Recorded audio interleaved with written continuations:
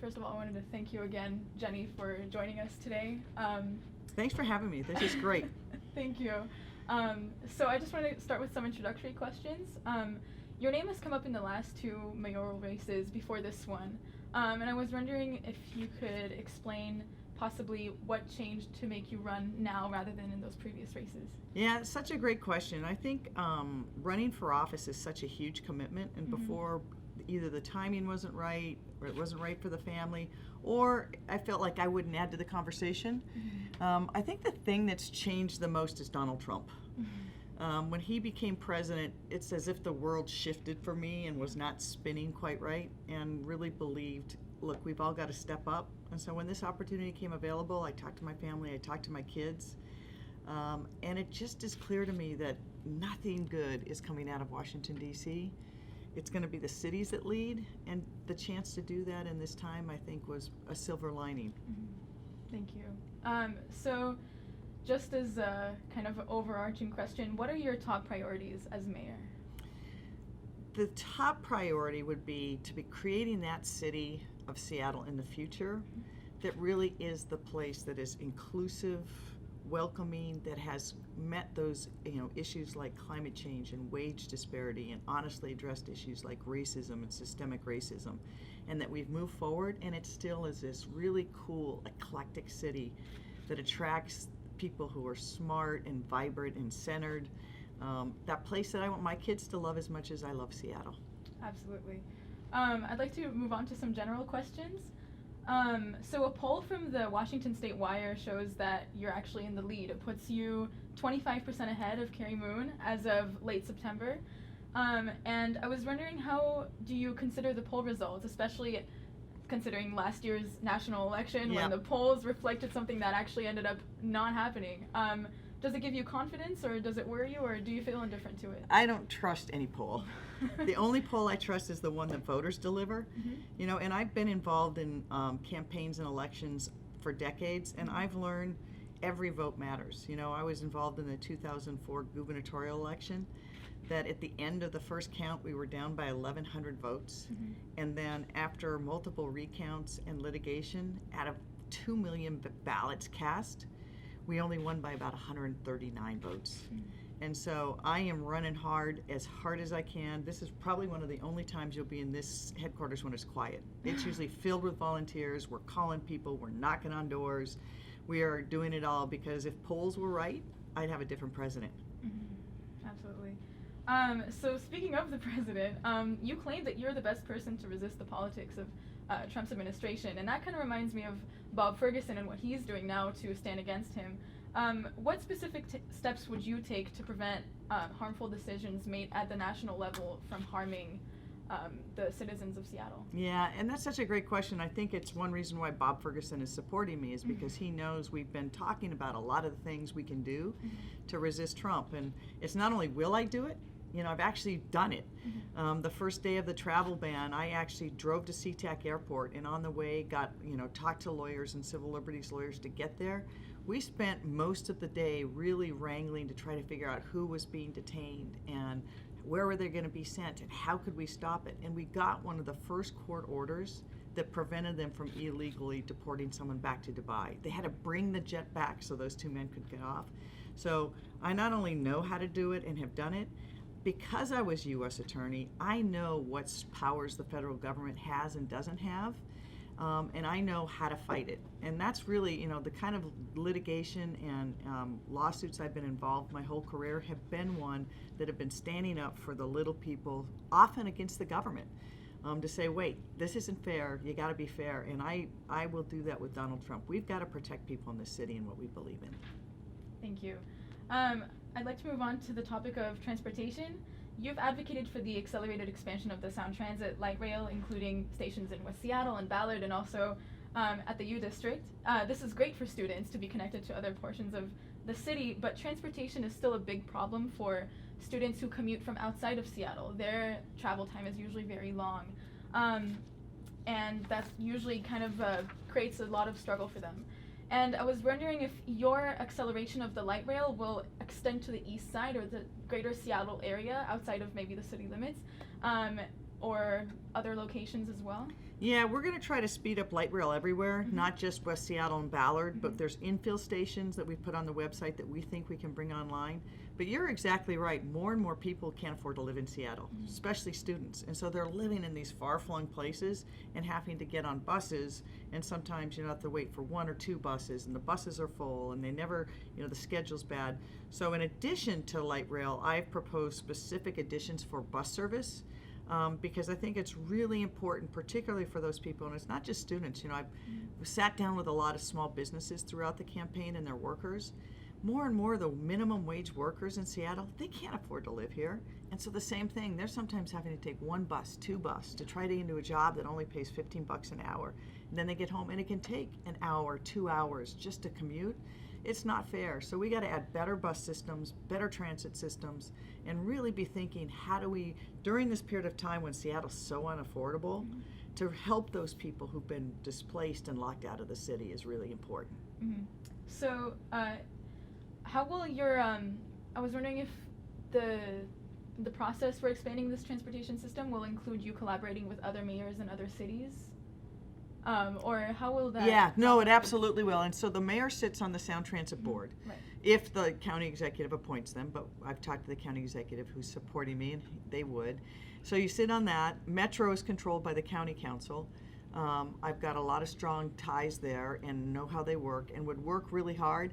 They understand that it's good for the whole county to have better mobility in and out of Seattle. Because it's important up and down the I-5 corridor and across the lake, as you said, because people have been dispersed everywhere. So we really have to make sure that we have regional solutions to these and not just a Seattle-focused one. Got it. So now moving on to the topic of education. One of your main goals as mayor is to provide free community and technical college tuition to Seattle Public High School graduates. And according to your website, the funding of the Seattle Promise will come partially out of city funds, but also from a private philanthropic fund, and I was wondering how that fund will get monitored or regulated. Yeah, so the promise itself, the part to give kids the 2 years full tuition and have counselors in the high school to get them ready and counselors in the college when they land so that they can navigate it, that's all city funding. The thing we want to get from private philanthropy is the other things, books, transportation, all those other barriers that kids have, because tuition's just part of it. Right. And I've already had some of those conversations with how do we create that fund and make sure that there's few barriers. But the promise itself, I mean, there's a program right now called the 13th Year, which was a pilot program, and it gives the 13th year 1-year community college to some of the kids from Seattle Public Schools. It's been enormously successful, and it really serves those kids who haven't had as much of a shot, particularly kids of color, are the majority of ones who participated. So it's probably one of the programs that I'm really the most excited about, because it'll have immediate impact on each of those students. And the ability to go to college without debt, to either get a certificate in a substance area or maybe in a trade, so you get an apprenticeship program and you come out on a trade, or you learn to code. Some people will never have to go to a 4-year college. They'll have a job right then.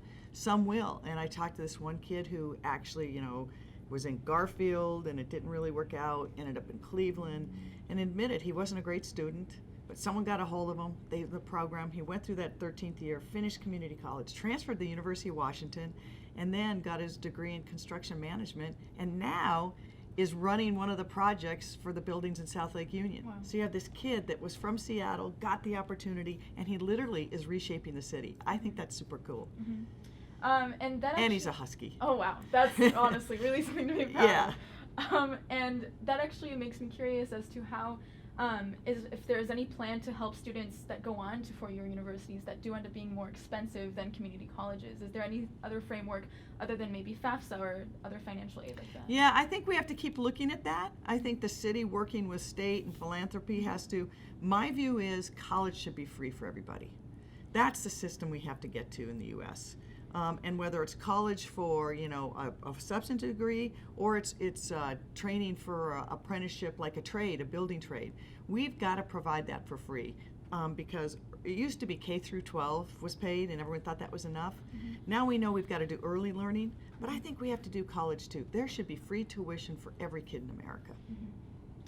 I'd like to move on to the topic of housing.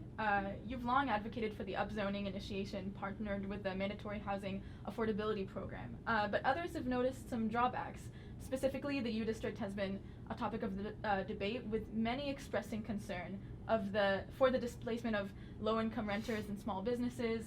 But during your debate with Carrie Moon on Monday on Bill Radke's show, on the record, you mentioned that actually we don't have to sacrifice small businesses when we upzone. So how would that work exactly? Yeah, so I don't think we can or should choose between small businesses and upzoning. I think we really have to do density smart. And part of my campaign, part of the best parts of it has been I've done these over 24 neighborhood tours now, where I just walk and talk to people, and then I end by sitting down with the small businesses in that neighborhood and their workers, and really listening about what's working, what's not working. And it's clear our small businesses are in trouble. And I should have known this before I ran for mayor, but I didn't. Our small businesses are the equivalent of 4 to 5 Amazons. That's how many people they employ in Seattle. It is hundreds of thousands of people, but they don't get the attention they deserve. So I think that, I've laid out a very specific agenda to make sure we help and protect our small businesses. And one of the keys to that is making sure we keep affordable commercial space for small businesses so they don't get priced out of the city. So I think, we have to do that. One of the other things I've proposed is if you're a startup business, because, so many of our businesses are the cool startup businesses, whether they're restaurants or, tech, whatever. But it can be crushing for a snowball business because our B&O, the business and occupation tax, makes businesses pay on the total revenues they get, not their profits. So they pay on the gross. So sometimes you can generate a lot of money from a business, but you're not breaking even. You may even be behind because you're paying your workers. So I want startup businesses to have a 3-year period where they don't pay any B&O, so that they can get their feet on the ground, get that positive cash flow, get their workers. So I think there's a lot of things we can do to make sure we keep small businesses in Seattle. That's, very true. How do you address the hesitance that the public has expressed over this program? Like, how do you maybe plan to kind of, reassure us that it's going to be okay? Yeah, because I think that the anxiety about it comes in different ways depending on who's talking about it. So what they have to understand is, we've just grown so fast as a city, and we need some things, 2 years ago that we don't have now. Better transit. We weren't a city that was ready, so our transportation's terrible. We need more affordable housing because people are getting pushed out of Seattle and priced out of Seattle. So one of the only ways we can get affordable housing is to make developers pay for it. And this is the program that makes developers pay for it. Right. But it doesn't mean we're going to take over every neighborhood and change its character 100%. We're going to have those conversations and make sure that, it's all about, again, what do we want Seattle to look like in 40 years? Because we're doing that now. I mean, literally, we're like rebuilding the city right now. There's nowhere, there's all these cranes. This is our chance. This is our chance to build that city of the future. And so while it's hard, it's also a real opportunity. Thank you. So I'd like to move on to the topic of homelessness. You and your opponent have very different approaches to this issue. You focused on long-term goals, such as improving the current shelter system, but Moon seems to have a more direct mindset. And I was wondering, how will you contribute to fixing the short-term and immediate problems that people experiencing homelessness in Seattle have to deal with right now? Yeah, I think that's great because, and it's interesting that, you've been covering this and you take that away, because really of the two of us, I'm the only one that has specific plans for the short-term crisis. She says we need more shelter beds, but has made no specific plan for it. So I've said a couple things in terms of how we get there. We're both the same. We need more short-term shelter. We need more low-barrier shelter. We need shelters where people can bring their pets or come as couples, where they don't have to be pushed out onto the street at 7 a.m. every morning. So we also need more long-term housing, because until we have housing for people to move into that is affordable, we won't really solve this problem of shelter. But for short-term shelter, I've proposed some specific things, including every council district, every single one of them has to be part of the solution. So I've challenged them to come up with 300 to 500 shelter beds throughout the city in each council district, which if they do, and it might be a community center, it might be churches or places of faith, it might be a nonprofit, but everyone's got to do it. If we do that, that will be about 1,000 new shelter opportunities in our city. I've also come up with a specific plan that in the first year to break ground on 1,000 tiny houses, and have laid out what they would cost, how we would pay for it. And we're not talking just the ones that are like, tiny houses that you see today. These ones would be insulated, have water and electricity, hopefully compostable toilets, or at least toilets on the premises or in the area. And they're not perfect. They're not a home. And I even hate to call them tiny houses because it makes it sound like that's real homes. They're not. We still have to get people homes, but they're better than a tent or living in a doorway or living in a car. So I have very specific plans to move people because that's the humane thing to do. These are our brothers and sisters who are living on the streets. All of them are either someone's brother, sister, mom, father, son, daughter. These are humans with stories, people who've ended up there for some awful reasons. And what we need to do is get them housing and then find out how do we help them and support and help them address those issues they have. Mm-hmm. Let's not talk about your opponent for a while. To address the problems of homelessness, you've mentioned that there's no one-size-fits-all solution, and that's probably true. As mayor, how do you think you could improve the shelter system and other services for example, drug addicts or for people with mental illnesses?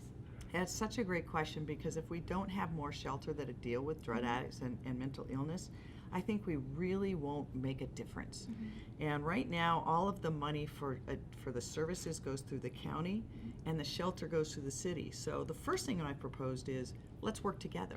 Let's bring those things together so we have holistic services and treatment. I've also said I don't want to talk about raising any taxes right now because I have to look to make sure our budget, that we've used things efficiently. But the one area I've said, every room I'm in, I say that I think I'm going to come back for is mental health and addiction services for the homeless. And not just as a city, but as a region. Because we don't have enough treatment alternatives right now. And we've defunded mental health. I mean, I've seen it over decades. I was part of a case that led to the establishment of the first mental health court in the state of Washington, right here in King County, because we saw even then that mental health was not being treated appropriately, and we had too many people with mental health issues ending up in the jails. So I think we have to turn that around because it's not just the smart thing to do, it's really the right thing to do. Mm-hmm. So as obviously there's no one specific approach for all of these problems, how do you think your approach will change for homeless families, for example? Oh, we have got to expand the universe for shelter for homeless families, both short-term and long-term.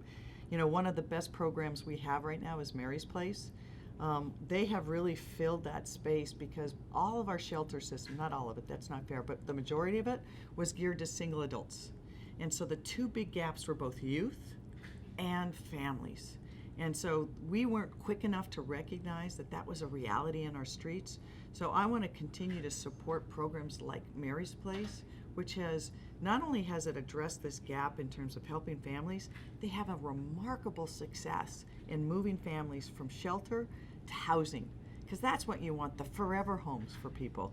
And then we also have to look at youth, which I'm sure you're probably going to ask about, but the youth shelter is also a huge gap. We've got programs like Lambert's House and Orion that have stepped in that gap, and they need to be supported and expanded. Thank you. And for the last final kind of category, I want to talk specifically about students.